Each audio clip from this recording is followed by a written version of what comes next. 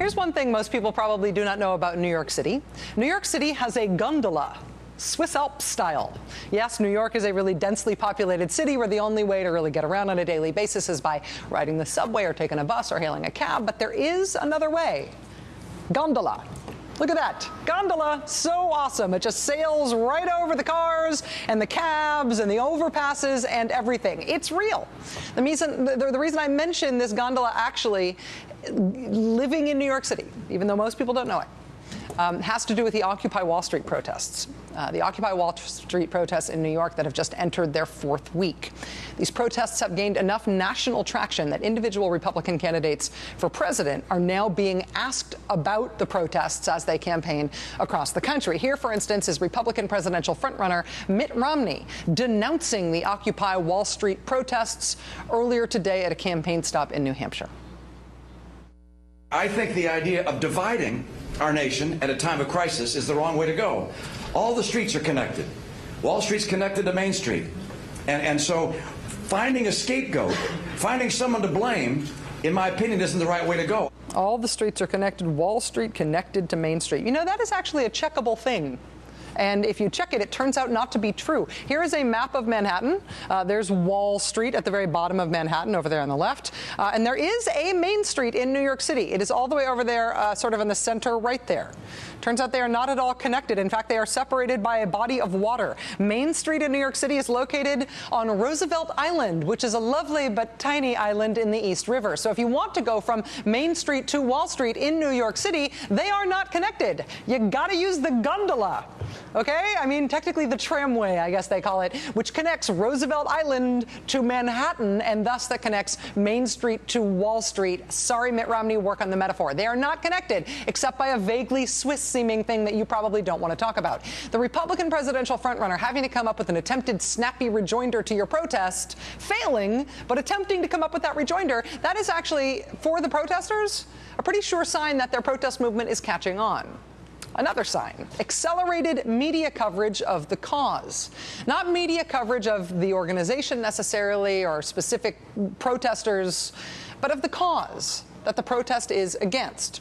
For example, in the month before the Occupy Wall Street movement, there were, to our count, 164 mentions of the phrase corporate greed in the news. In 1 month, 164 mentions.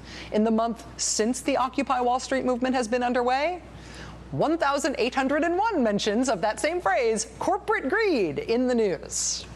Here's another sign that your movement may be gaining some momentum. Your protest, which is narrowly focused at first to one specific geographic location, in this case, Wall Street, your protest begins to spread fast, well beyond that initial location. Today, NBC News got video in of Occupy Wall Street spin-off protests being held in Boston, in Atlanta, in Washington, D.C., in Columbus, Ohio, in Des Moines, Iowa, all today, and that's just what we got tape of. Over the weekend, we got video in of Occupy protests being held in Portland, Oregon, and in Knoxville, Tennessee, and in Chicago, and in Indianapolis, and in Cincinnati, and in Philadelphia, and in Sacramento, and in San Francisco.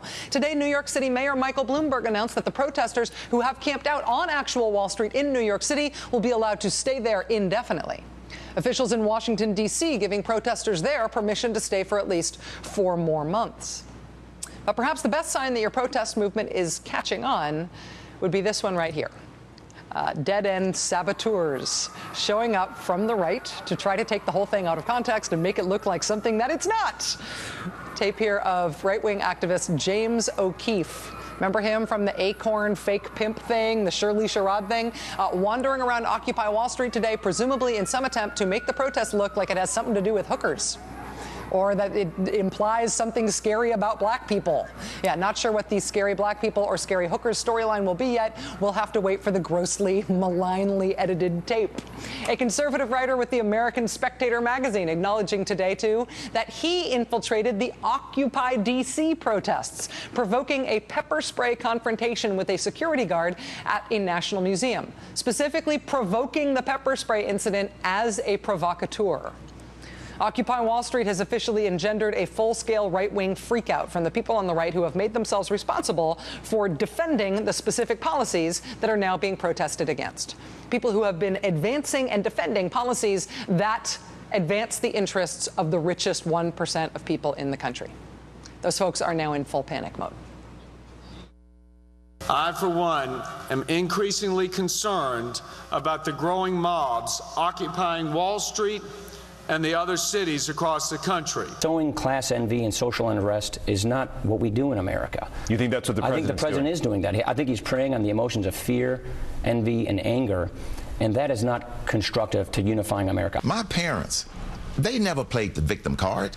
My parents never said that we hope that the rich people lose something so we can get something. I don't have a lot of patience for people who want to protest the success of somebody else. Capitalists. If you think that you can play footsies with these people, you're wrong. They will come for you and drag you into the streets and kill you. They will do it. They're not messing around. Those in the media, and I say this, I am included in this, they will drag us out into the streets and kill us. If you're wealthy, they will kill you for what you have. You know, Glenn Beck still exists. That was apparently him on his radio show today. They're coming to kill you! After the... Never mind. I'm not going to get into the mind of Glenn Beck. Never mind. The right is going to try to make this movement seem super scary, right? They don't even need Glenn Beck, but Glenn Beck helps. And people can be scared by protest in general, absolutely. You can use that to scare people, particularly if police continue to use brutal tactics against the protesters. That itself can make the protesters seem scary. Counterintuitively, if police are beating people up and using pepper spray on people, it can make those people who the police are abusing seem like scary people. We have seen this before in the past. But the idea here, the message that the protests are promoting, is not only a simple one to say, it is a simple one to understand. Case in point, Friday night's Bill Maher show on HBO experienced what was apparently, at least anecdotally reported to be, the first ever standing ovation given to a comment by a guest on that show. On stage with Bill Maher was former Democratic Congressman Alan Grayson of Florida, former George W. Bush Communications Director Nicole Wallace, who you've seen on this show, and over on the right, a conservative writer and satirist named P.J. O'Rourke. After Congressman Grayson gave a rather eloquent description of the problems raised by Occupy Wall Street, the critique they have been raising, things like Wall Street's financial grip over both political parties and what hasn't happened since the financial crisis caused by Wall Street in 2008, P.J. O'Rourke tried not so much to denounce the movement as a whole, but rather to just mock it. And Congressman Grayson, mercilessly, it was a move that did not end well for P.J. O'Rourke and ended very well for Congressman Alan Grayson. Get the man a bongo drum. They found their spokesman. Okay.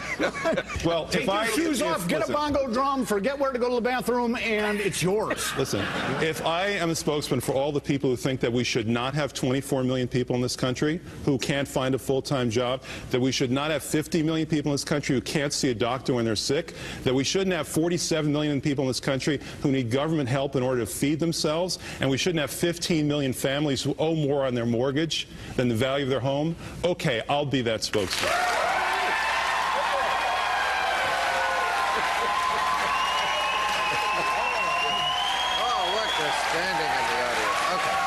Oh, look, they're standing in the audience. Former Democratic Congressman Alan Grayson of Florida joins us next.